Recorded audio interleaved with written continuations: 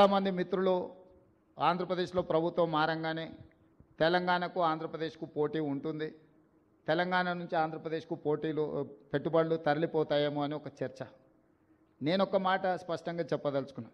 నా పోటీ ఆంధ్రప్రదేశ్, కర్ణాటక, తమిళనాడుతో కాదు. నా పోటీ ప్రపంచంతోనే. హైదరాబాద్ నగరం నా దగ్గర ఉంది. హైదరాబాద్ నగరం నా దగ్గర ఉంది.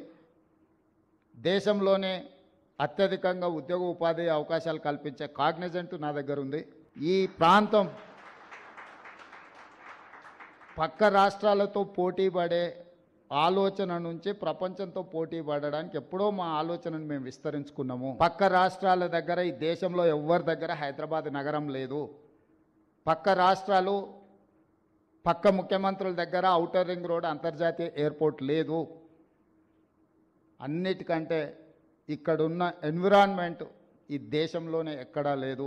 ఇక్కడున్నంత మంచి వాతావరణం, ఇక్కడున్నంత శాంతి భద్రతలు, ప్రశాంతంగా ఉండడం, ఇక్కడ ఎక్కడి నుంచైనా కనెక్ట్ కావడానికి అన్ని రకాల ఇన్ఫ్రాస్ట్రక్చర్ మన దగ్గర ఉన్నది.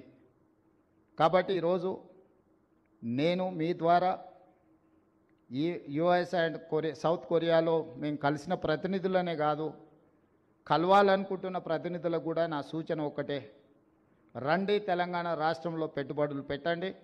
మీ పెట్టుబడులకు భద్రత ఉంటుంది, మీ పెట్టుబడులకు లాభము ఉంటుంది. మీకు కావాల్సిన సాంకేతిక నైపుణ్యాన్ని అందించే యువశక్తి తెలంగాణ రాష్ట్రంలో ఉంది. తెలంగాణ రాష్ట్రాన్ని సాధించిన యువశక్తి తెలంగాణ నిర్మాణంలో ముందుకు వస్తారు. ఎవరు వచ్చినా ఈ రాష్ట్రంలో పెట్టుబడులు పెట్టే వాళ్లకు రక్షణ ఉంటుంది. తెలంగాణ రాష్ట్ర ముఖ్యమంత్రిగా నేను స్పష్టంగా పెట్టుబడిదారులకు నేను హామీ ఇస్తున్నా.